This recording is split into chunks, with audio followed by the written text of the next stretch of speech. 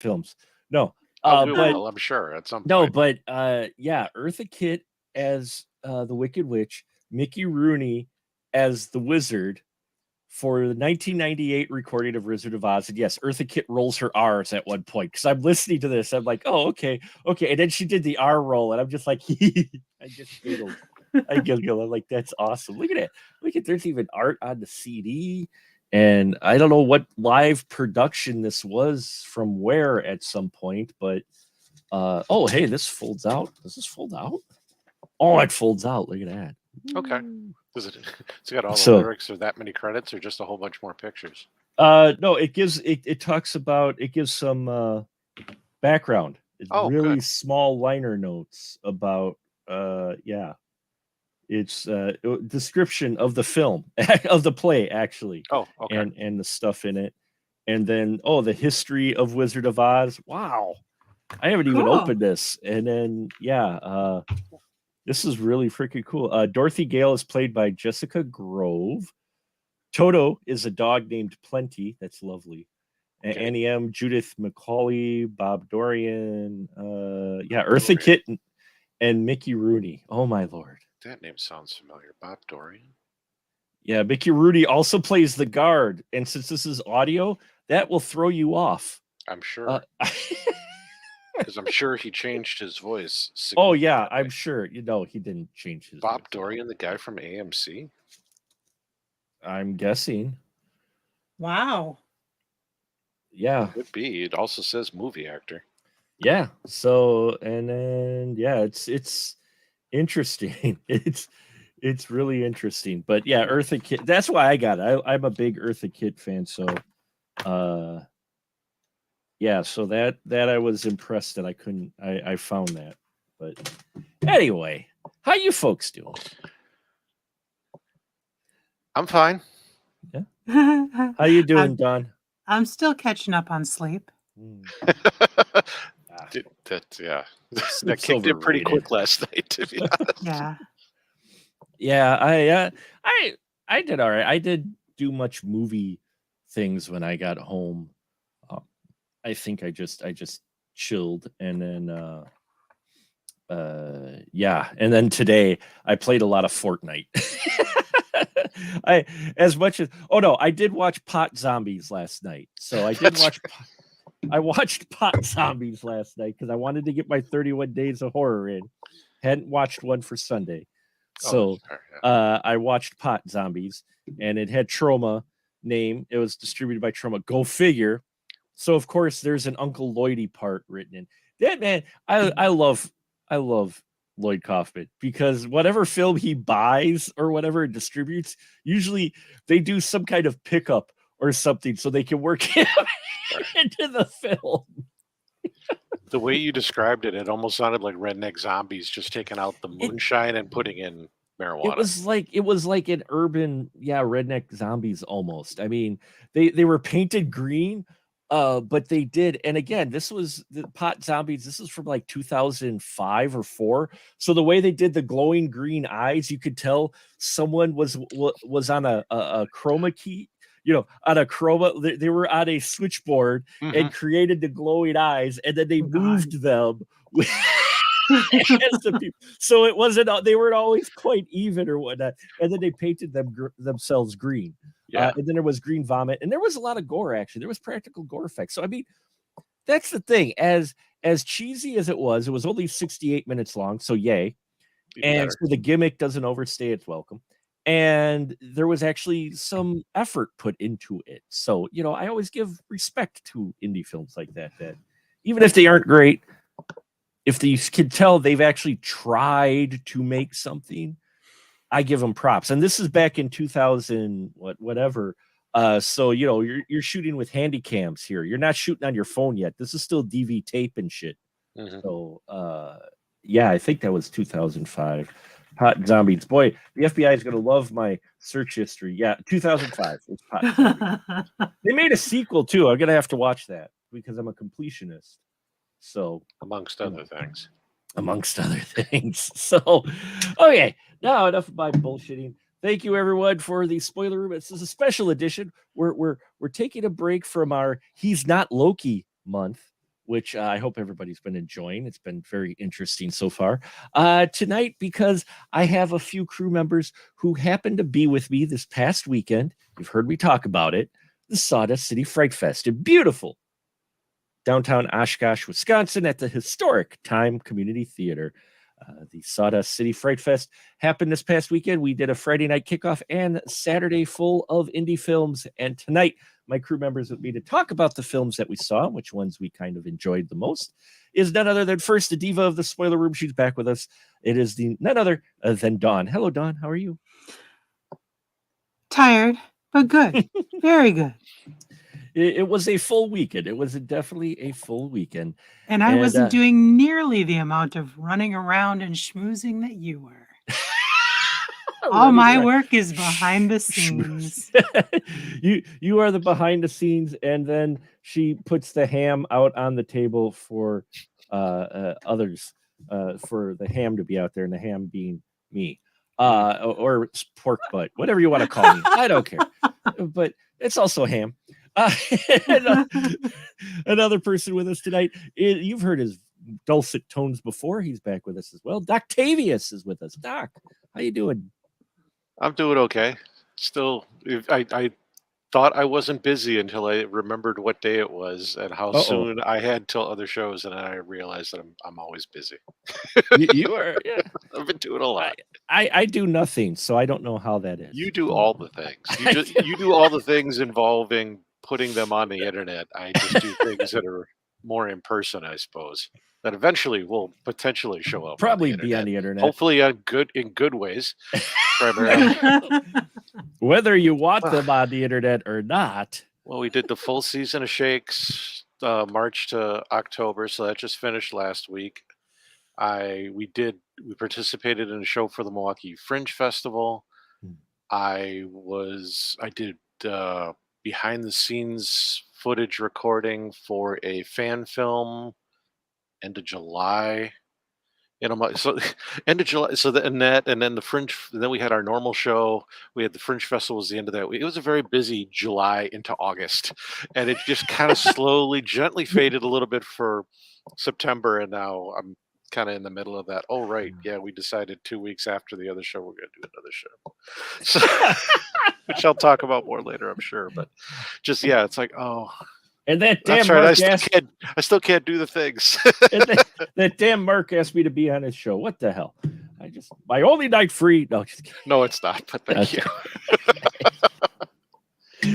But yes, folks, Sawdust City Fright Fest. Give you a little background if you are not familiar with our coverage. We've done a few of these episodes in the past where we talk about the films we saw at the Indie Horror Fest. Outside of 1 year, over the past, I would say 12 years, there's only been 1 year. I don't think there was an indie fest at the Time Community Theater in some form or other. Even during the pandemic, we did Bloody Bites, in which there was a short collection of curated shorts that they did. And then the first year of the Sawdust City Fright Fest was a curated film festival that we did. And then last year was the first one where we took new submissions, and this year was the same. And yeah, we are part of it in one form or another. Doc is usually documenting, and that's not why he's called Doc. It's called the Doctor Who. Keep up, folks. Anyway,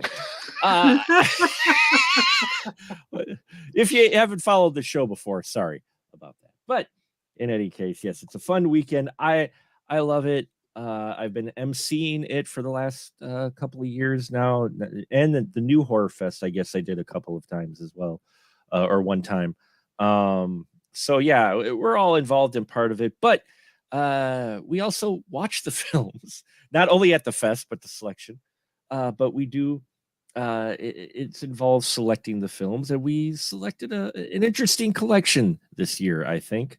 Doc, are you on the committee? I forget if you are or not all the time. No, you're not. So no, I think I was briefly part for the new Horror Fest, and then I just didn't have time to participate. Right, because you're too busy being on stage and being another Shakespeare. Yes. So, no, yes. Yes. With puppets. Well, and sometimes, not always, and burly shows and other things. So yeah, not so much that anymore, but just timing. You're a theatrical guy, which is very cool. Yeah. Mad props there for sure. Mad props. So I'll be interested to see your view on it, because Dawn and I, this is probably the second or third time we've watched these films. Right. By the time they were selected and hit the big screen, but this will be, you got to experience them for the first time, so I'll be interested to see what. Apart from one of them. Apart from one of them, ooh, because we saw it at Twisted Dreams last year. Oh, that's right. Yeah. Which one? The headmistress. The key. Key for death. Oh yeah, the key for death. Yes, that's right. Mm-hmm. It started up, and I'm like, why does this look familiar? And then they turn to the house, and I'm like, I know that house. I don't know why that did it, but all of a sudden I'm like, oh, I know what's going on now. But I like actually. I think it's the third fest I've seen Key of Death. It's been making the rounds for a couple of years now, but we'll get to that. Dawn has put in a lot of, as she says, behind the scenes work. She helps put together the program and the agenda and the schedule. She does a lot of hard work for it. And I'm glad you were able to make it tonight, Dawn. So yeah, enough of me babbling. Friday night, we kicked it off with a short called The Beast. And then we dove right into, because it was Friday the 13th, the Time always shows a Friday the 13th film on Friday the 13th. So we kind of paired that with the Sawdust City Fright Fest. And so Friday the 13th Part 2, which a lot of people, it's their favorite. I'm more partial to 3, but my favorite is X. I know, blasphemy. No, that's a really good one. It is. I expected very little out of that film when me and my friends watched. Years ago when it came out, and it got rented as a whim, and we're like, that was actually a lot of fun. I didn't expect it to be fun. It was definitely more. When Jason X came out, you didn't know. It was hilarious watching Jason X, and you're just like, what? Wait, they captured Jason? Wait, what? Right. Military's involved? What is going on? But I loved that idea. I'm like, this is them trying something different with a slasher, because it's the 10th film of a slasher franchise. And that means you go to space. Yep. And then you go to space. Hellraiser did it. Leprechaun did it. Mike Myers hasn't yet. Nor has Chucky. So you two are behind. You guys are behind. I mean, Fast and Furious even went to space. Okay, they went to space. So Chucky and Mike, you better get to space, which might happen because Miramax just bought the rights to Halloween. So we'll see what happens. Everybody said it was A24, but that was misleading. It was actually Miramax. Who bought both the TV rights, and apparently they have the film rights too, though that's still a bit up in the air. But I digress. So The Beast, though, what did you think of it, Doc? It did. It's French, right? Yes, from France. Yeah, that was a French film about a kid taking on a hunt. Yes. Family. No, I just was trying to make sure I had the correct country of origin, because it I think as I leaned over and said something to you, it caught me in some familiar ways. Mm-hmm. My mother's family is primarily, what's the right word, rural country, whatever you want to say. It's they're hunters, but a lot of them are hunters. So that kind of disconnect between myself and I go visit my relatives, and it's like, here we got the bear we caught and everything, and here's this head. And we saw. Having that, moving into, kind of trespassing into that world, so if that's the right term. And then I have a nephew that's about that age. So kind of both seeing it through me and kind of connecting through my nephew's eyes as a child and going, okay, you're surrounded by all these things that are certainly very different. And then just expected to understand because it's normal for them. And in going in a very different direction where it's like, it explains, the movie explains itself without breaking it down, not, bolt by bolt and bit by bit to go high, just so you make sure you understand. It's just all the clues are there to kind of piece together an ending where you're like, ooh. Yeah, it doesn't hold your hand. It doesn't hold your hand. Not at all. Not at all. And that's part of why I liked that one, especially because I felt, like I said, I felt connected to it, and it told me a story without having to make sure I understood the whole thing. Because the story, folks, is a young boy observes his brother going on a boar hunt, and Cousin. cousin. They go on a boar hunt, and they get the boar, and then they do this ritual. It appears, and then the boy's dog disappears. He goes out in a cornfield to find the dog, and comes across the beast that everybody's been talking about. But there's a bit of a twist to the beast, which I'm not going to spoil here, even though we're the spoiler room. And yeah, Don, what about you? What made you vote for this one? So I was just really impressed with the performance of the two boys, because the movie really was about the young boy and his older cousin who ends up being his mentor, and it was a test for both of them. Mhm. And I was just hugely impressed that they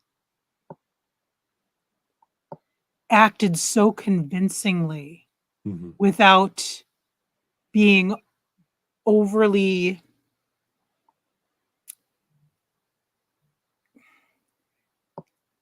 I had the right word and now it's gone. No, it's okay. Without being overly whiny Mm. or Yeah. overacting, over William Shatnering, you know what I mean? They were babadooking it with the kid. Yeah. They were both very convincing and very good at the tension. Mhm. Yeah, the tension was good, and I just like the fact of how it didn't hold your hand, but through visuals, you can piece together most part what's going on. Especially as you get into it. And I'm gonna say right now, the kid going into the cornfield brought on childhood anxiety, because I got lost in a cornfield once, and that is very easy to do. People might think, oh, you just follow the row of corn. No, fuck that. Fuck you. No.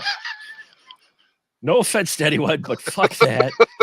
You may think you're following a corn row, okay? But corn rows aren't straight. If you ever actually seen a field from the top, and if you take a step to the left or the right, yeah, no, screw that. So when the kid goes into the cornfield, I got some childhood flash. So both you and I were both having some weird connections to this one. Well, my family was hunters too, so that's why I was in a cornfield. And I got out. Eventually I got out, but where I came out in the cornfield was not where I started. And I Yeah. thought I went back the same way I came. But you know, that's Midwest living, folks. See, you get to miss out that experience. Right? Don, you ever Sure. get lost in a cornfield? I've never been lost in a cornfield. Oh, well, I used to wander around my aunt and uncle's, I don't even remember how many acres of land they had, mm, but we used to wander around that all the time. But you know, you're young, you're healthy, you exercise, you're gonna hit a road at some point. yeah. You know, if you're gonna walk straight, at some point you're Doesn't gonna even hit matter if you walk straight, because there's road. roads on every, Yeah. there's either there's a stream on one side and there's roads on the other three. You're gonna hit a road Okay. somewhere. Oh, so well, you lucked out that you had roads. The only other Mhm. time I ever got kind of lost was we were in the woods with our mutual friend Jim and my stepfather's granddaughter and her friend. We were out in the woods and we were following train tracks, which is just fine, over at Days Falls Park up in the Northwoods in Wisconsin. And then one of us had the bright idea to go into the woods because the parking lot's just got to be right over there. 2 hours later, they're honking the horn so that we could follow the horn to get there. At one point, there's this ledge with moss in it, and I was going down to try to find a safe spot. And as I hit it, I go, oh, I think this may be a good way down. My feet slid, and I grabbed onto a branch. Otherwise, I would have fell about 8 feet. And I go, do not come this way. So it was an adventure. So yeah, the beast, let's just say, brought back some childhood memories. But it was Yeah. well crafted. Yeah, the child peril definitely hits you different in that one. It A good does. different though. Mm-hmm. More Yeah, relatable. it was more relatable, and I don't think the kids' actions, and again, we're going to try not to spoil too many of these, but I don't think the kids' actions were out of character, nor did they feel like played up. Right. The way they set it up and the culture that this boy has grown up in. His reaction and what he did, I thought was actually felt very natural. It didn't feel overly played. Yeah. And then the ending has everybody scratching their head going, "Huh?" They're like, wait, what? And then and it was great because Friday night they did a free showing, so we had a very large crowd who were there to see Friday the 13th Part 2. So you had a number of people who have not been exposed to indie films before, and it was great hearing the collective chatter as that film ended. I was impressed because it was a subtitled film. I was impressed at how quiet people were during Oh the yeah. film. Much quieter than they were during Friday the 13th. Well, I think though part of that too though, and you get that when you do the second run films, you do get more noise during during a lot of second run films, because a lot of people who are there have seen it already. yeah. Fair. And certain types of movies invite a certain level of. So I was glad that it never got into that. The audience is just here to play with at the movie. It was just kind of in between. You just okay. Oh, that's the part where this is about to happen. Oh, just watch this. Watch the. Yeah. Mhm. It felt more like that. At least in the front, it felt more like that. Yeah, and Friday the 13th Part 2 again is the one where we first get Jason, and watching it again, I'm like, okay, this is I like 3 better. I'm a sucker for 3. I don't know why, but maybe that was because that was actually my first one. Was Sure. 3. I saw 3 before I saw the others, actually, because they played 3, I think, on cable a lot, and plus it had the hockey mask. So That's yeah. And so 3 is where he gets it, hockey mask, and then 5 is it 5 where he becomes zombie Jason? No, that's 6. That's 5 6. is 5 is the one with like the spirit of Jason. The spirit of Jason. That's right. And then he dies at the end of 4. 5 is the one with no Jason. 6 is the one where you get Arnold Horshack, digging him out of the grave, and then the lightning hits him, and the lightning hits him. Does the zombies sit up? Yeah, that's right. And then we get zombie Jason from there on. Yeah. So, which leads to my other favorite Jason film besides, while I do really enjoy 3, if I had to rate them, it'd be Jason X, Jason 7, and then 3. And I like 7 for many reasons. But so that was a fun Friday. It was cool seeing Friday the 13th Part 2 with a big crowd. If you ever want to know why theatrical experiences are important, that was one of them. It was great hearing some of the reactions. and we got even more reactions on the next day. So rather than going through each one of them, though there are a lot of good ones, let's go with one of our favorites. Dawn, what was one of your favorites from the main day of the fest? Oh God. Well, I'm happy to talk about Real Cool Time. There you go. You really gravitated towards that. I really did. It was one of the first films submitted. I was very, very excited about it because back in, I think it was in 2020, we had a film submitted to the festival called Morbid Colors. FYI, Morbid Colors is available on Prime. It is set in the same universe with the same characters, but I digress. So we had this film submitted, and I saw it was the same filmmaker, and it had the same style. So I was really excited to see it, I was really excited to see it. So the film is about a musician who is she's in hiding right now, I guess. And there is a very tenacious journalist who is apparently a longtime friend of hers, hunting her down to do an interview. Mhm. And tracks her down, and turns out that the journalist wants to interview her about an incident that specifically happened in France, where Devin, I think is the character's name, Yep. attacked another musician, maiming her. And this reporter really wants to know the why. And apparently the Devin keeps blacking out and doesn't remember doing it, and doesn't know what, well, she knows why, but turns out that spoiler alert, we're in the spoiler room, totally going to spoil it because morbid colors, she's a vampire. Not only just a vampire, she is possessed by a vampire.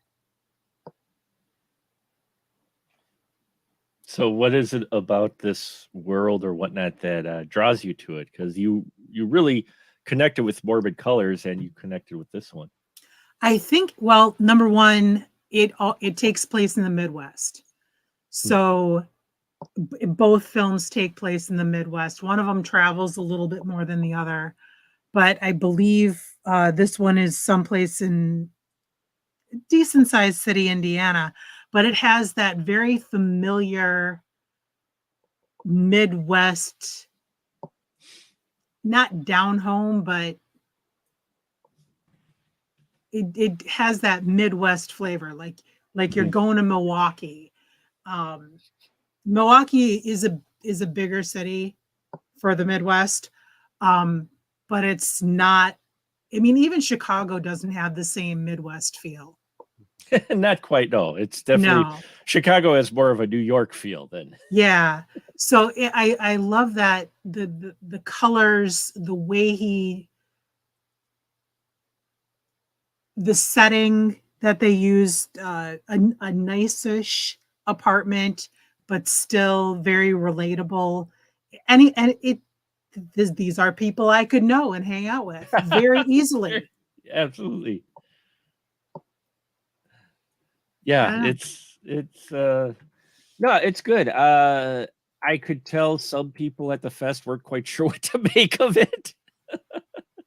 It was well done, short, but Doc, what'd you think of this one? I thought it false finished a couple of times. Ah. To a point where it didn't feel like it was continuing to build. It felt like it was just continuing. But that's just me. Sure. Well, like, you gotta leave. You gotta get out of here. Okay, here's this opportunity to leave.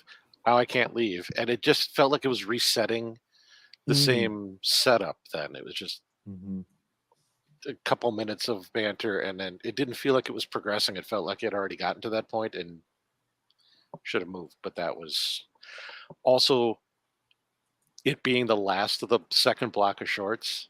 I'm more likely at that point to kick into timing. Whereas like some of the earlier ones, I'm like, if that ran about 2 minutes too long, oh, that's no big deal. Or it's just, by that point, it's like, I've seen a few of these already. Why is this one still going? So I liked the setup and the premise, and I liked a lot of the same things that Dawn just mentioned. It felt familiar. It felt like a place that I had been in and probably have been in to some degree. But sure. It was like, okay, come on. Let's just, we know where we're going. Let's just get there, please. Can we? Because then it progressed, and I'm like, cool. And then it felt like it stepped back a little. I'm like, where are we going in a different direction? Then did I misread something? And it just felt like it built back to where it had been, rather than pulling the trigger and moving on. Welcome to Monday Night Fights, folks. This is where Don and Doc are going to fight now. So the gloves are off, and so now we're just going to let them. No, just kidding.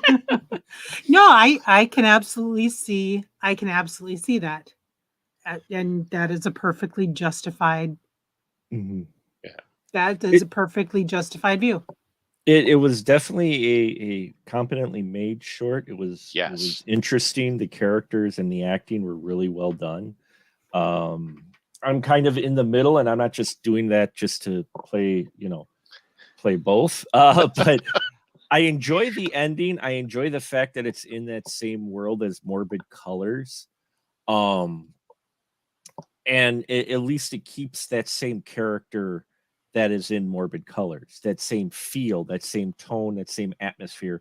They managed to carry that over, which is sometimes hard to do, especially when you're doing like a little spin-off film that's in the same world. So I really liked and appreciated that. I would have liked it to be a little bit shorter, but again, that was just kind of like what you were saying, Doc. The false endings. I get the motivation for the reporter doing what she did.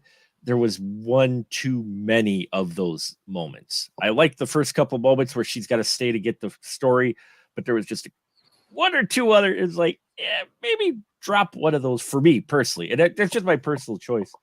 But I like the story overall, and the idea that it's set in the music world, something you don't get a lot of.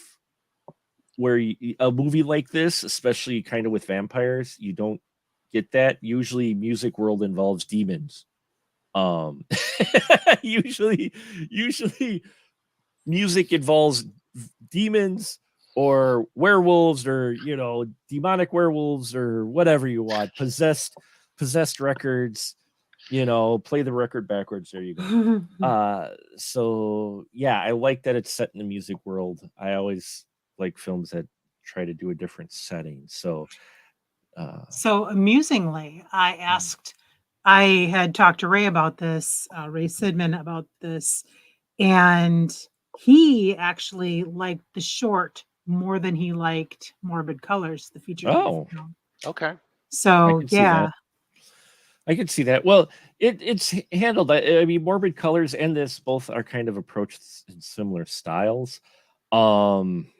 It's vampire films are always interesting because usually you get either you kind of get like three different kinds of vampire films. You get films like Lost Boys, which a lot of people just love. It's showing at the theater Wednesday night. I'm probably going to go on the mega screen here in town. Lost Boys, which is kind of a tongue-in-cheek type of thing, or Fright Night, to where it has serious vampire elements, but it's got a lot of comedy worked in and whatnot. But they've got a lot of cool makeup effects in that. And then there are ones that are it's just straight vampires, like John Carpenter's Vampires, like literally, James Woods fighting vampires. They're vampires. That's all really about them. They're vampires. There's a queen, got to kill them. Okay, cool. Or From Dusk Till Dawn. Boom. No real. And then you get films like Morbid Colors, like this one, like we're gonna talk about it next week on the Spoiler Room. I haven't watched it yet, but I've heard a lot of people talk about it. Only Lovers Left Alive. Byzantium, I think the film was called. There's vampire films to where it's showing more of the life of the vampire. It's not like a straight, like all the vampires are out to kill people. It's showing how they're just trying to live their life with vampirism, or their unlife, if you will. Right. So they're not so much like a straight horror film, so much as horror elements within, say, a drama of sorts. So there's always that kind of vampire. I won't say quite romantical, but that kind of vein of vein. Kiss of the Damned is one that has stuck with me for quite some time. That was a modern vampire film, kind of told in more of an old school Italian way, horror way. So that one's pretty cool. But yeah, that's a cool one. Doc, what about you? What would you say? I'm gonna, at least, I don't know how many picks, but at least for my first pick, La Nueva, the newcomer from Spain. You took one of mine, but please tell the fine folks about La Nueva. I love this one. So there's the newcomer in this one, or the newbie, or however you want to phrase it, is apparently a substitute teacher in some sort of, well, presumably Catholic school, because there's a nun. I forgot about that already. And she's assigned to the detention for the really, really bad children. These young boys who are causing all this trouble drove their former teacher away. She needed a break, so she goes in there, and immediately they harass her. There's like one good kid that we never find out why he's really there because he stutters. Right. And as he goes to explain it, the other young men are abusive to him and cut him off. So this young lady comes in. They're very mean to her, very aggressively sexually. She runs out, inadvertently bumps into someone who's helping remodel, grabs this nasty looking statue. It cuts her hand a little bit, then the blood disappears. And she's possessed by a demon. And as she goes back in, now with confidence, she starts wreaking her revenge on their lack of knowledge. Yes. And causing that to destroy them physically.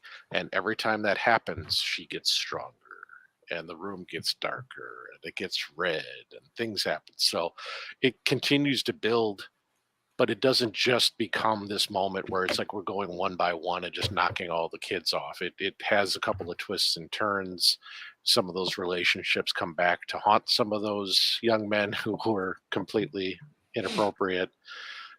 And just it was one of those where I'm like, I am perfectly happy with this story ending the way it does, but if they found a way to take it another step, that would be fine too. But this was gory and nasty and a little darkly humorous at times, and things like that. So that one held the attention because it did get a tension level where you're like, how is someone ever gonna survive what's building here? Yeah. And I did like the solution too. It was a little unique twist because of our quote unquote hero, and what he does to help save one of his classmates, and it comes back, and then it comes back around, a bit of karma. This is my favorite too. I thoroughly enjoyed the story and everything, the way it was handled. This was kind of my bag. Dawn, what'd you think of La Nueva? I liked it. I liked the bloody parts. The part where, as I believe you mentioned, Mark, where the one boy he was helping the stuttering boy was helping one of his classmates, and then that classmate was being impolite. So the then, rude one, yeah. So then he helped him in a different way, and then his head exploded, and it was awesome. His head exploded. It was the person who they got to play the substitute teacher. She was great. Yeah, she was great. I gotta see if I can pull her up because the way she kept twitching her neck and moving, I'm like, I hope she was flexible coming in, because otherwise that could be very painful to keep having to move your neck in such ways. And the noise that they had accompanying that was, I think it changed a little bit as it went on. It felt like rubberier as it went. Well, she does change. She turns more and more with each kid. Like she's taking their soul of sorts, and she's growing as she's doing it almost. And I liked how the lighting effects, not only did they make things creepier, but it allowed, I think, them to do more effect work where they could get away with certain effects where they would look better than they might have done under just the standard lighting that the room started in. So you can almost see like they had a plan in that regard. Okay, now we can do this because they won't notice, it'll look more realistic in a slightly darkened and reddish room. It'll affect differently. Because the sun changes as it's coming through. As things go more hellish, suddenly outside the world seems to get a little more hellish as well for the room. And she shuts the curtains just with a look, so it gets darker, and then the red light comes pouring in after that one. So there's a progression. You can feel the progression happening. It is definitely a progression, and this was the one out of all of that really I just had so much fun with. Amiya Sagasti is the person who plays Maria, who's the substitute teacher, and this one is it's one I could see myself watching just again randomly. It's one of those ones where even though I know everything, I watched it, seen it like a second or third time. It's one of those that's just a lot of fun. So you grabbed mine. So I'm gonna say another one of mine then favorites. I do enjoy A Key for Death. Wisconsin made, not just because it's Wisconsin made. I love A Key for Death because it is so out there and out of the box for the type of film it actually is, and that there's stop motion animation in it. The humor in it it's got this dark humor. The guy they got playing the plumber, basically the story is a plumber, folks. A plumber is called to a house because of a clogged drain. And just before he gets in the house, Death comes up and asks him to get the key from is it Crow or Raven? Raven, I think. It is a Raven. Isn't it Ravengeist? Yeah, Ravengeist. Yes. Oh, yeah, he's a Raven. His name is Ravengeist.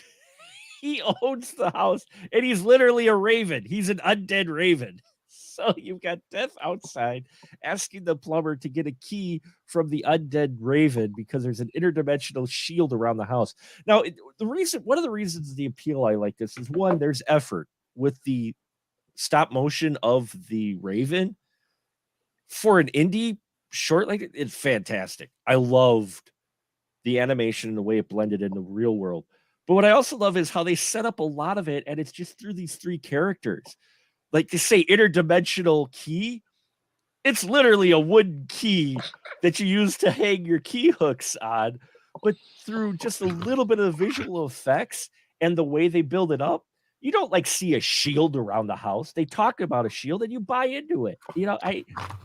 I just loved all the elements, how they just put it together, and you weren't quite sure where it was going to go. At least I didn't think. Don, what'd you think of this one? I thought it was great. I loved that. I loved the whole. I love the fact that it turned out to be the battle between Ravengeist and Death turned out to be over a bowling match. Yes, because Midwest. Of course. Thank you for saying it, because otherwise I would have. It's all because of a bowling match. They let him put up a ramp and bumpers. I love that Death threatens the plumber with death and then turns around and says, "Oh wait, no, I didn't really do that. I didn't really cut the brakes to your car, the brake lines to your car." Yeah. Yeah, it's a wonderful combination of just things that this one it's not gory, it's not like meant to be scary, but it is like this horror comedy that is just wonderfully done. It's got such a beautiful spirit to it. The lead actor playing the plumber is great. The dialogue, and it doesn't overstay its welcome. It's a short. So this is something that they could have easily ran longer with the other gimmicks, and they didn't. It's 12 minutes, and it's a perfect runtime for this story, I think. And all in one location. But I was just impressed by the stop motion. You don't see a lot of that in indie films like this, which you can tell was made on a limited budget. And yeah, it's fun. It's a fun one. So Don, what about you? You got another one? I do.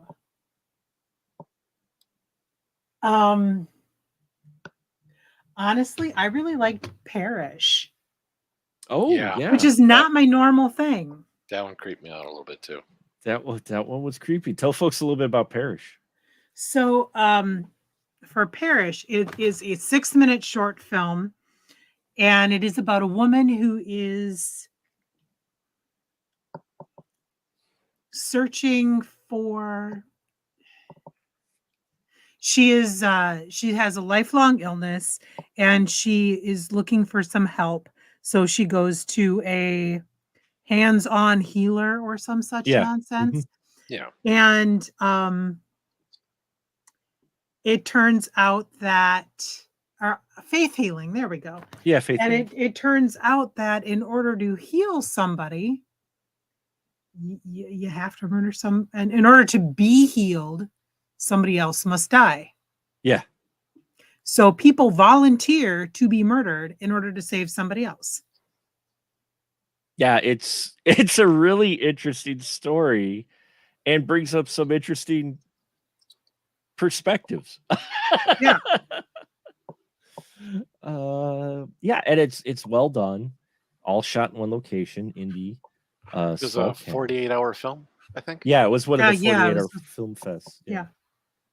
Winners, and yeah, I like it because it checks boxes. It checks all the boxes for what you're looking for in a nice indie short. What do you think of Parish, Doc? I liked it. Yeah. Because you have just that weird element of, this small gathering of people with a slightly, you don't really understand right away that their belief system is a little bit different until you get further in. There's a few moments of comedy, but just that there's something that always creeps me out about someone who is perfectly, I shouldn't say perfectly, but by most standards is healthy mentally and physically, volunteering to be put to death. Yeah. I mean, I get it. There's a certain Christ-like, moment angle to that, but just the smiling face sitting kneeling, going, "Okay, that's fine. Just prune me. I'm ready." Yeah. And just like, I have impure thoughts. I just rather be done now. And I'm like, oh, okay. And then it's not like they have a knife or a gun or a machine. They're taking it, they're whapping somebody to death with a shoe. Yeah. And I'm like, wow, that's not a one and done. You've got to kind of commit to that. Yeah. Yeah. And so there's effort involved there. It's not a, so that adds kind of to that unease that this is it's not a momentary action. It's something you have to lean into.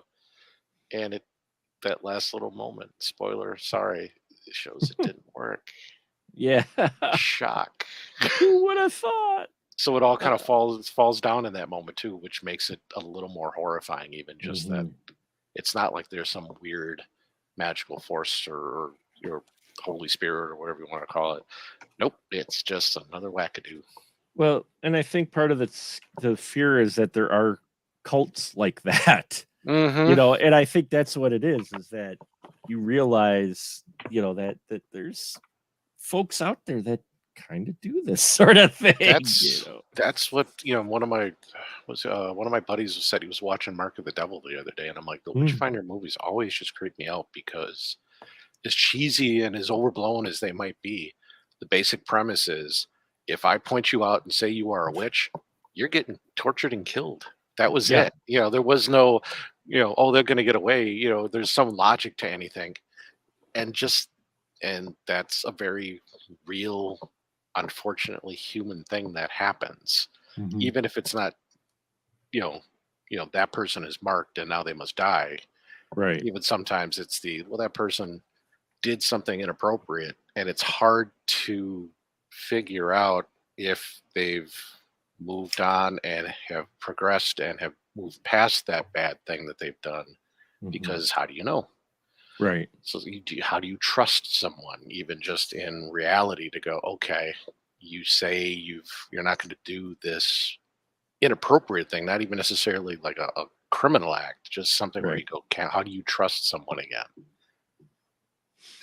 And that just that's where it gets deep into my brain. Yeah. It's just like, oh.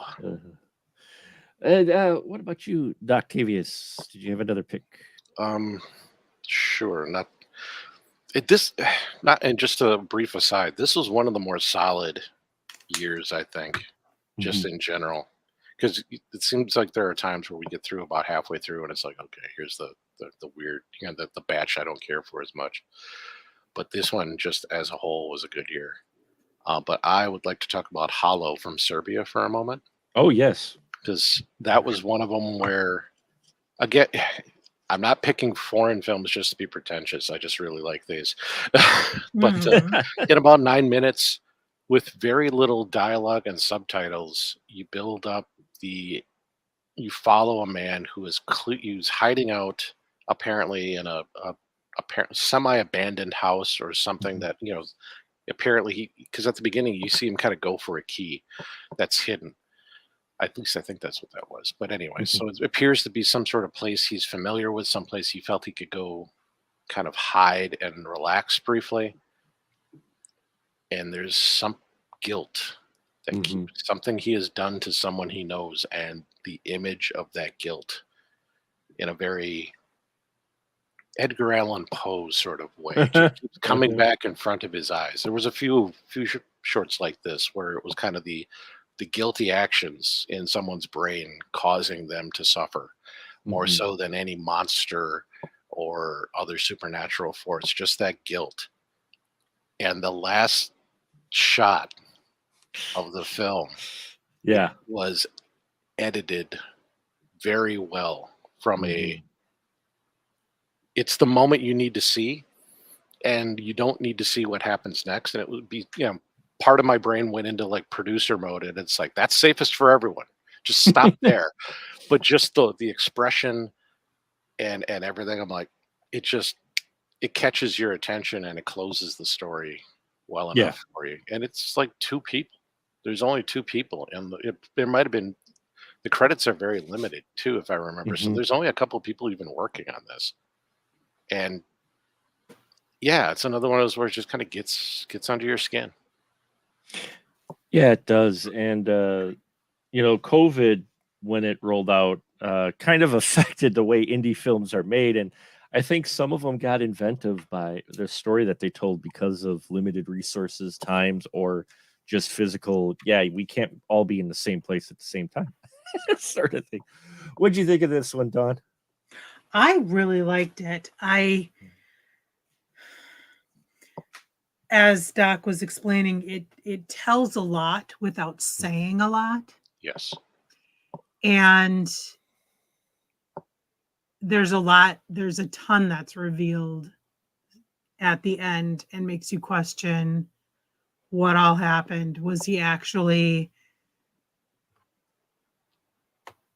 seeking solitude, or was he hiding?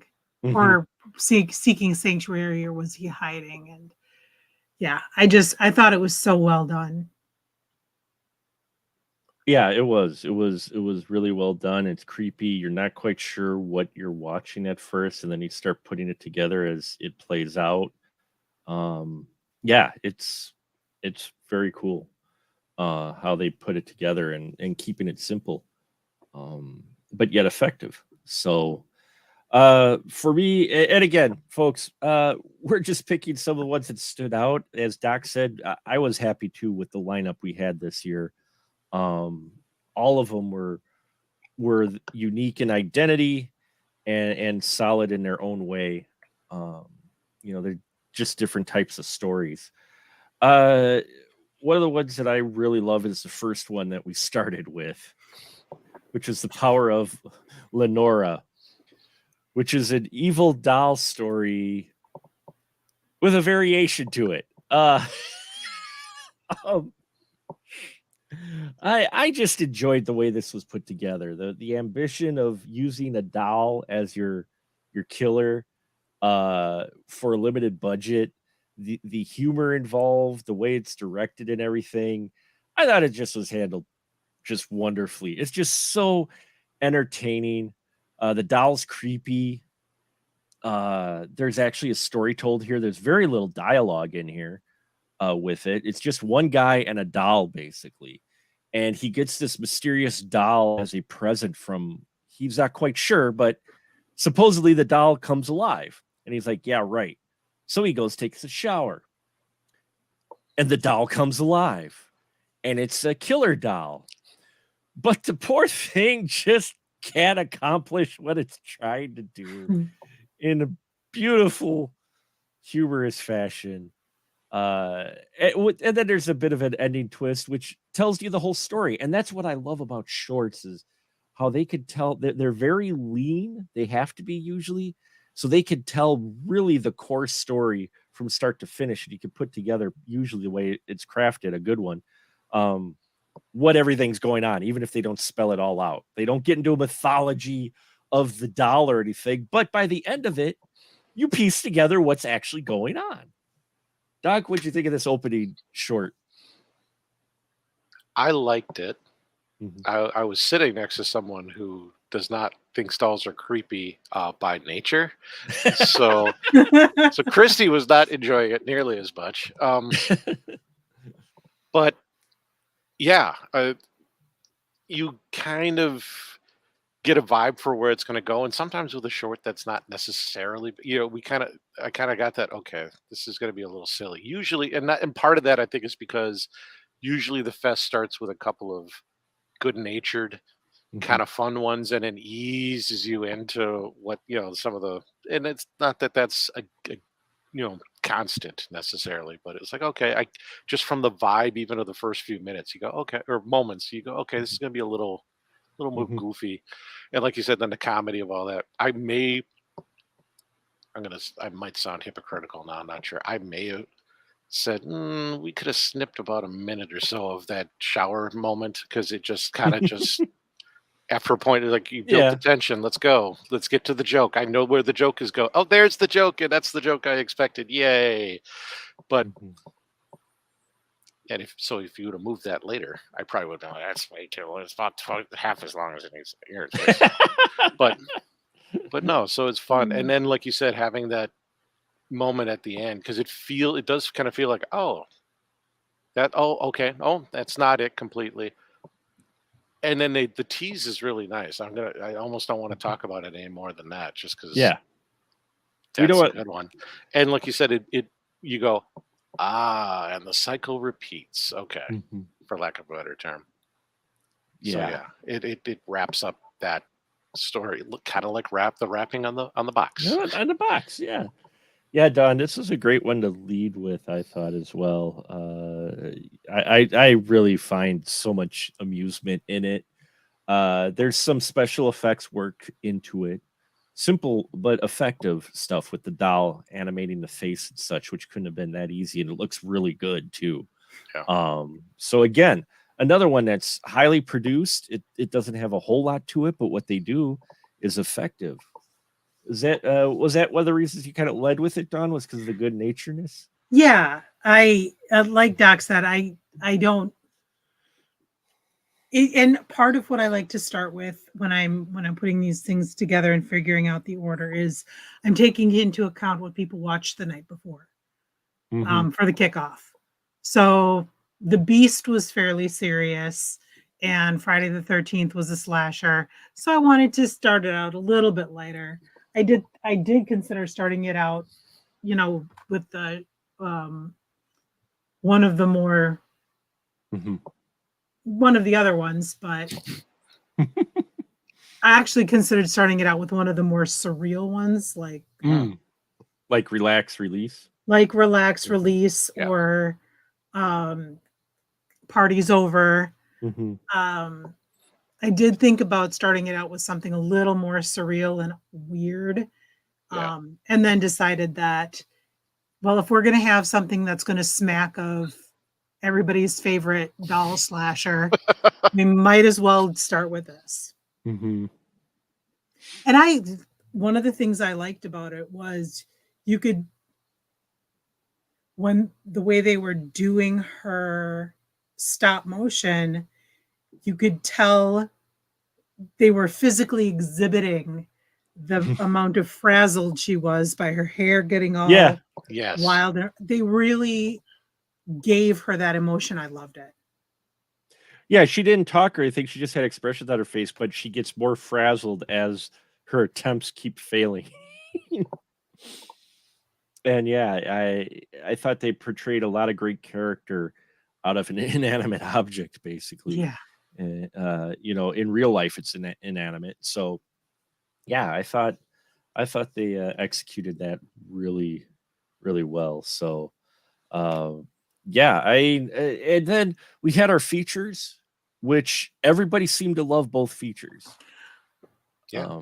I heard very, very few complaints, and the people that I talked to who were Sheldon, who was out, who was outside for taking a lot of breaks, and he was kind of overhearing and talking to people about the features. He said that pretty much everybody was really, really happy with both of them this year, which is a surprise because usually there's one that's a little less liked than the other, but people really liked both. And yeah, they were both very different from each other too. They're both solid. Fang, this is like my third time seeing it or fourth time. I don't know. I dig it. Getting to talk and know Richard Bergen. The fact he got Lynn Lowry to do a phenomenal performance, and Richard being a younger gentleman. I can say younger because I'm an old fuck. Okay. A younger gentleman. To put together a film like this plays into it a little. It's just very impressive for what he put together with Fang. And then Headmistress, I got to talk to those guys too before the fest. I got to interview them. Check it out here on the Spoiler Room. And that was fun as well because it's Wisco horror. But that one has an interesting story as well. And you're right, Doc. They were both very different in approaches, in themes, everything, and both solidly made for indie features. Because some features, and we saw a few submissions. We'll fully admit, some features you're just like, good effort. We only got so many films we can put in a fest, and some of them were like, okay, that was a film. And honestly, this year it was a hard choice because there were 4 films, 4 feature films that were really tight. It was a really, really hard choice this year. Yeah, it was. It was a tough choice with the features. But I like the ones we picked as well. Both Fang and the Headmistress. But you're right. Don, I think it was a pretty solid fest. We had some really solid picks from start to finish, I think.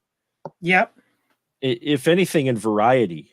There's been a few years to where it's been kind of tough because a lot of them are the same, because just like in Halloween, just like in Hollywood, there's trends of films that are being made because it's kind of like the viral thing. It's literally like viral posting and such, to where you get something that's really popular and other people want to capture that as well with their story. So they start making similar stuff. It's like Grindhouse.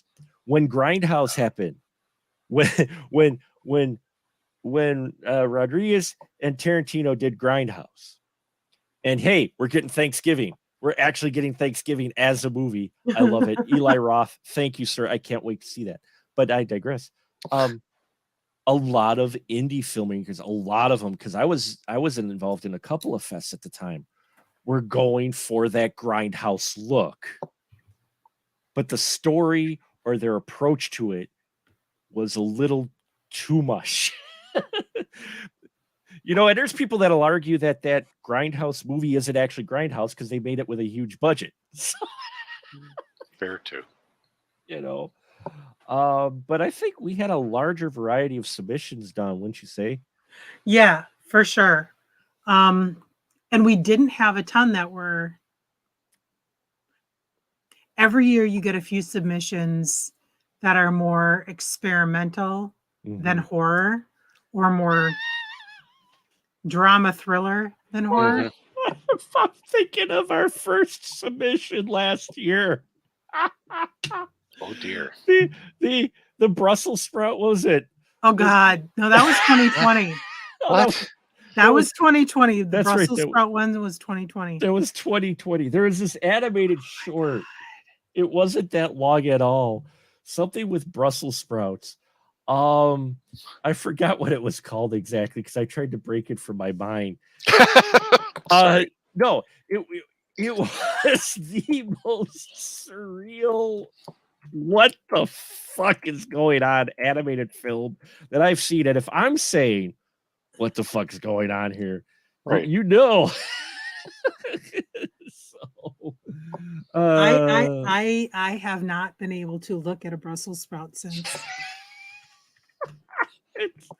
it's so.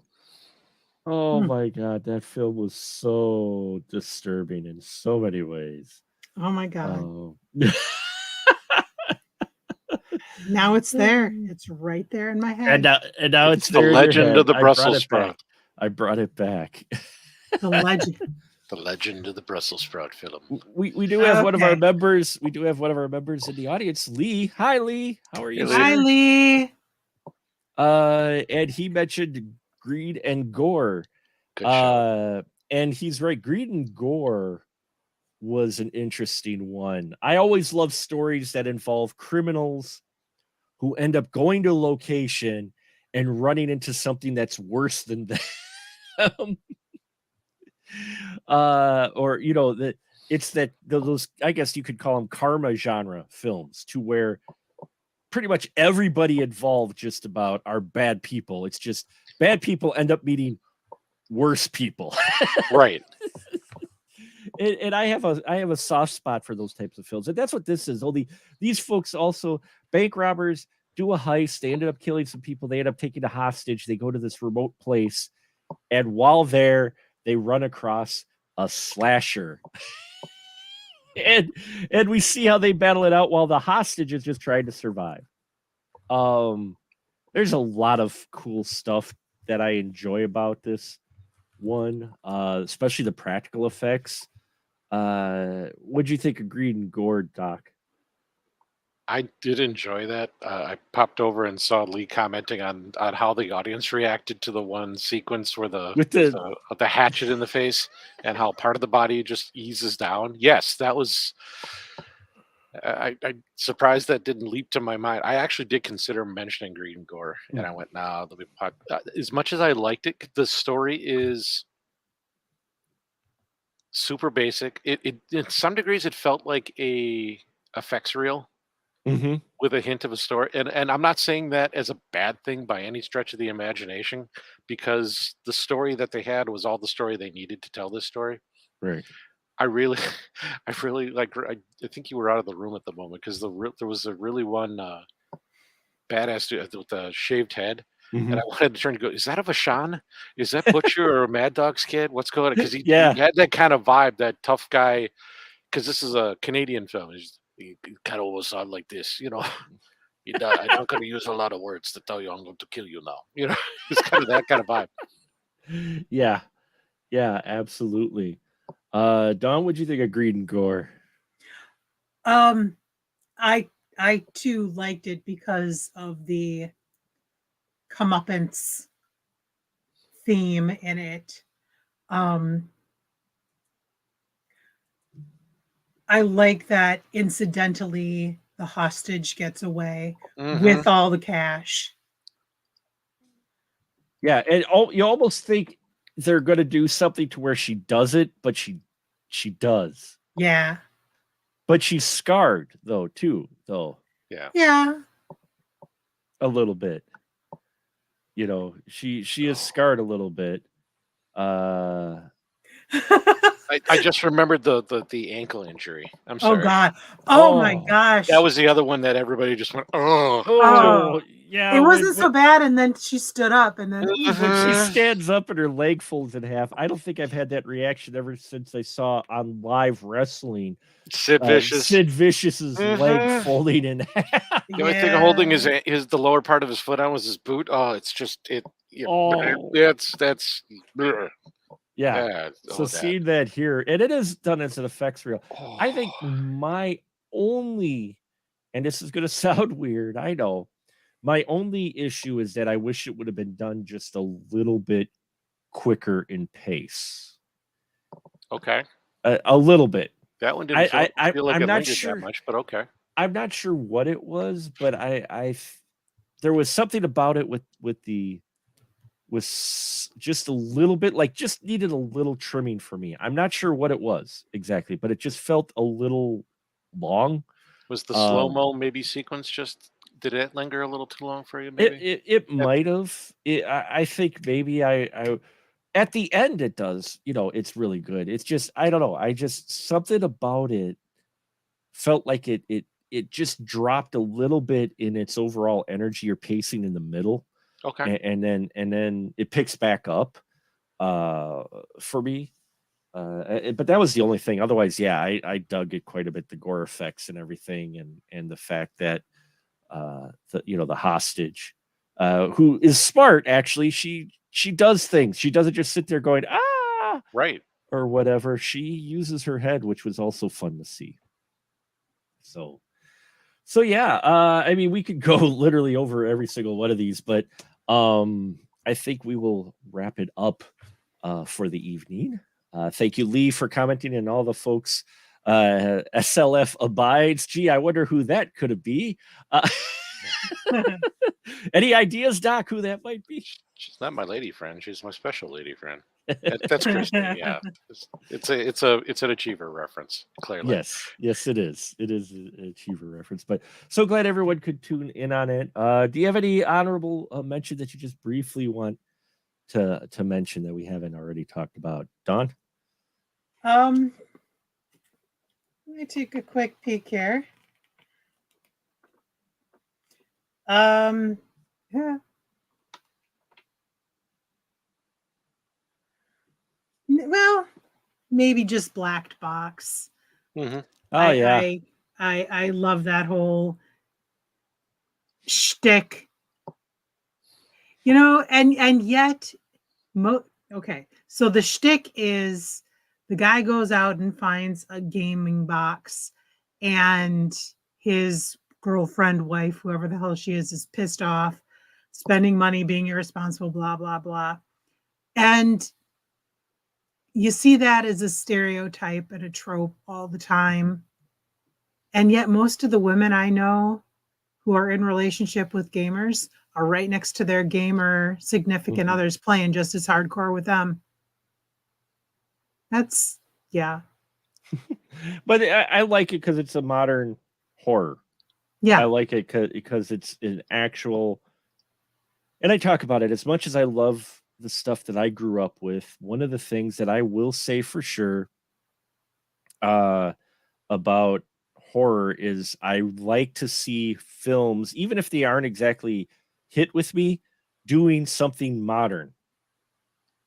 You can show your influences, but so many for a number of years have just tried to be throwback films.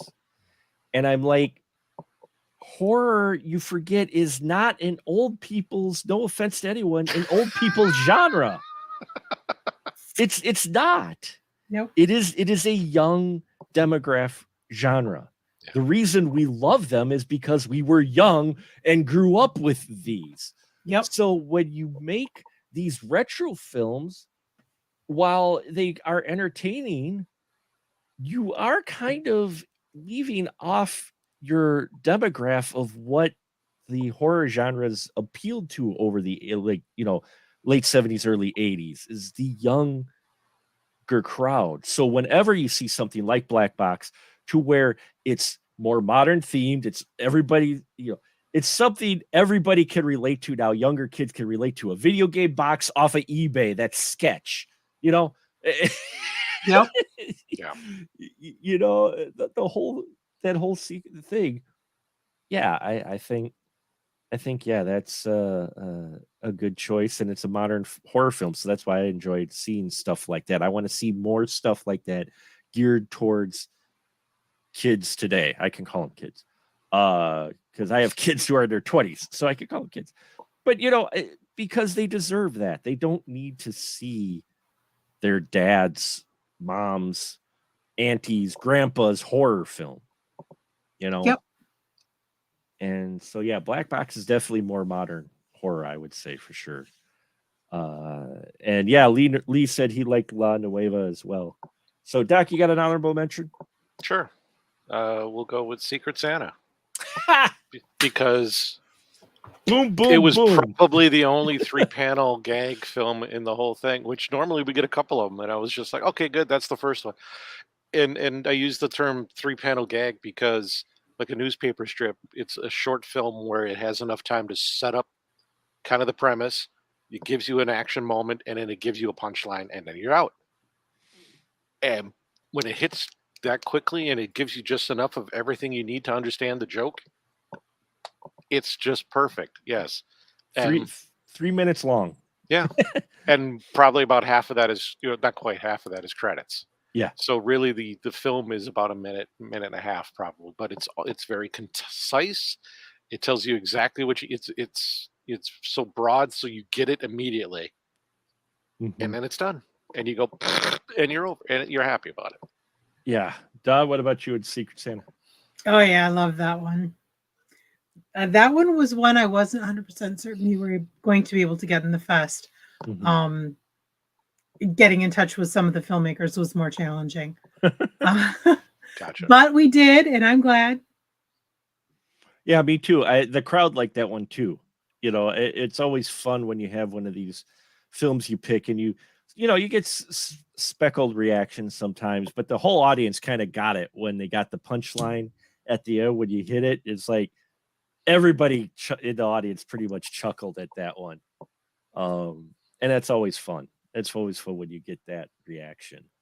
So, I guess my for a third choice, let's see what we already mentioned greed and gore. I'm gonna say it, and it's not just because I'm gonna preface this by saying it's not just because Michael Vyers made it and he's been on the show. And we talked to him And we talked to him. I've known him for ages. This is not why I liked. I gotta say, No Soliciting was a lot of fun as well. It's well crafted. It's fun. Again, another one that knows exactly how long it needs to be to get its shtick going. You get the idea thanks to the performances that you have. It's not a whole lot of involved stuff in it, some, but not a huge amount. And yeah, I found it humorous. And then talking to him and finding out some more information about it just made it even that much more entertaining. Which is why you should go to fests, folks. That's why you should go to fests and check out Q&As when you can, because you get some of those wonderful tidbits about the films. Did you like No Soliciting, Dawn? You were probably this is like my a while. I've seen it a few times as well, but what did you feel about No Soliciting? I liked it. My favorite part was actually the infomercial. I love that. Love that whole shtick. The infomercial really solidifies that short, I think, quite a bit. I'm glad they put it in there when we found out that I'm glad that was in there. especially once you get to the point where you actually realize what the infomercial is doing. Right. Yes. My instinctive reaction was probably a lot of where you just, of course, it's one of those. And then you get a little bit further in, and the next one kicks in, and you're like, wait, huh? Wait, what? Well, oh, that's what we're doing. Oh, okay. Yeah, and I liked how it played out and everything. And again, not just because Mike Vyers made it. I would have enjoyed it even if I didn't know I'm making it. So I just happened to know someone who was very talented enough to put a very entertaining short together. So and Lee said as well, No Soliciting was great. The infomercial stuff at the end was cool. Yeah, they got clips of the infomercial throughout the film, and then at the end they just played the whole reel, and it was great. Especially when you learn from the Q&A what went behind that, which you'll be able to catch later on this week or next week or the next couple weeks. We'll have the Q&As from both filmmakers, both Richard Bergen and Michael Vyers, who showed up at the Sawdust City Fright Fest. And we're going to wrap it up, folks. We're going to wrap it up because we could talk all night probably about these films. And it's one of those where it's because of fests like this that I've grown to love this type of film. And so much spawned from just one fest. And you've heard me say it before, and I will say it every time I talk about fests. so much from that first Oshkosh Horror Fest. Would you not agree, Dawn? Oh, absolutely. Doc, Absolutely. would you not agree? So much spawned from that first Horror Fest. To some degree, I'm in the position that I'm in currently because of that fest, and will tell Pata that every time I see him, because that's part of why he's the best.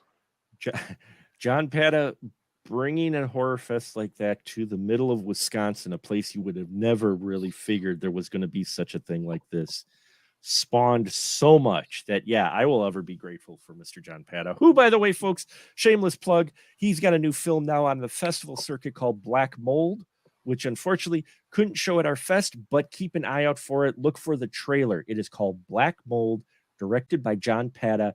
Watch that trailer and prepare for when it actually gets distribution eventually after it makes its festival run, because there's no doubt it's going to get distribution. I have no doubt that will happen, and I am excited to eventually see it. And yeah, it's always fun to see what indie films can produce, because I'm not a hater of Hollywood by any means, but you want to see everybody got their start in indie, especially indie horror. So don't poo-poo it just because it's independent. Okay, there's a lot of good stuff out there.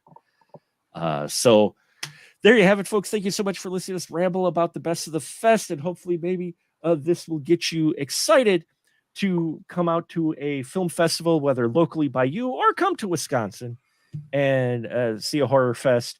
Yeah, I hope that wet your whistle of sorts as well. So now I give my crew, as always, the license to shill. So, Dawn, what do you got to shill? Well, if you're not quite done with horror, there's a little craft winery in Stevens Point called the Sunset Point Winery. And on Halloween Day, we're going to have a little public domain horror film marathon. So there's going to be tons of fun films, all public domain, the original, oh my God, Little Shop of Horrors, Spider Baby, and so many more. Spider Baby's fun. It'll be going from noon until 7:30 at this little craft winery in Stevens Point. Sunset Point Winery. Sawdust City Fright Fest is providing the popcorn. So Come on out, get some good wine, enjoy a little bit of horror. Fantastic. Yes, now I just have to figure out how we're going to show those. But anyway, I know how to do one. I'm not sure about the dual TVs, but we'll talk later. And yeah, Lee just said that a bunch of film festival screenings of Black Mold just came out today. So look for that. Just search in Google Black Mold, John Pata, and get those listings. And Doctavius, I know you got some stuff to shill, so license to shill away. Kind of wish I was going to be at the winery now. But yes, as I mentioned earlier, even though the Shakespearean season for Boozy Bar Productions is complete for this year, we are gluttons for punishment. And not only are we doing the normal Christmas show once we get to December, but we've got another show at the end of this very month, October. So Monday, October 30th, Tuesday, October 31st, which is apparently a day people call Halloween. And November 1st, we will be at Best Place, 9th and Juneau in Milwaukee, Wisconsin, Historic Path Brewery. And we're going to put on the version of the public domain film, he says rather loudly, House on Haunted Hill, because there's 2 movies with that title. I'm being very specific for that reason. So yes, we are going to try and do the Vincent Price-led House on Haunted Hill with Emerjo as a stage play. And it'll work. It'll be great. It's going to be the best. We've got plans. We've got sound effects. It's going to be super cool. I am excited and just only slightly afraid, but mostly very excited because it's that, I just love some of the dialogue in that movie. I love just some of the interactions, and just it kind of wraps itself up on a dime. So if you've got the opportunity to come visit us, whether you're in Milwaukee or nearby, doors open at 7, and the show starts around 7:30. Admission's $10 if you wear a Halloween costume, or you can explain to the person working the door that night why it's your Halloween costume. Then you can get in for $5. All I'm asking is that you entertain that person at the door. You provide us a little entertainment. You get in a little cheaper. It's not that complicated. I will also briefly mention, as briefly as I can, because that's not my forte. Another thing that's happening around that same time frame, October 27th through November 5th. They're just passing by on that Monday, the October 30th, at the Broadway Theater Center in Milwaukee, Wisconsin, 158 North Broadway, in association with the Milwaukee Opera Theater. If you want some fancy horror, it's going to be Night of the Living Opera. Which, if your first instinct is to think, I thought he was going to say dead. Yes, it's Night of the Living Dead as an opera. There's going to be singing. There's going to be spooky, gigantic zombie puppets, some shadow puppetry. I got to go to like a sing through, almost like a read through, but they sang the whole thing as a test last year, and it actually got very creepy at a couple of moments. I had tingles up and down the spine for a story that I know very well. It was very exciting. It's the Milwaukee Opera Theater with our friends Angry Young Men LTD that we worked through the Fringe show we did this year, who are known for doing Night of the Living Dead, the puppet show, for over a decade. But this year they're doing an opera. Because yes, the guy who wrote it is one of the Angry Young Men guys, because his wife is a renowned opera singer. Oh, well, there you go. Nice. It's cool as heck. And yes, and it's mostly the original that you know, with a little dash of this and a little dash of that in there, just to confuse me. Where I'm sitting in the seat going, that's not what happens now. Like what? Josh. Yeah. So yeah. So yes, a little dash 1990 in there, if you will. Nice. So check that out, folks. Both of those wonderful things if you're in Wisco area, and also if you're at all bored or interested, specialmarkproductions.com for all your Movieman needs, where you can catch past episodes of the Spoiler Room. You can catch the TikToks. I haven't posted anything in a little while because I was busy focusing on the fest and just focusing on my thoughts. But now we'll be back in swing, so we'll be having some reviews. I got an interview with the mother-daughter team who made this wonderful, interesting psychological horror film called Uncanny. It's got some paranormal elements to it. Got to interview them. Just did that earlier tonight. Wonderful conversation with those two fine, talented folks. They wrote it. They both acted in front of it. The daughter directed it. The mom and her executive produced it. So yeah, a lot of interesting, cool stuff in the interview. So happy I got an opportunity to talk to them, and of course the other filmmakers as well. So as you know, I love to talk. What? No, not Mark. And so that, I think we'll just close by saying, go to sawdustcityfrightfest.com to check out the details. And if you are an indie filmmaker and just happen to be listening to this, keep an eye out to Film Freeway early 2024 when submissions open again. And maybe your film will make it to the fest and make it onto this show next year. So thank you all. And now we'll just say a good night, everyone. Good night, everyone.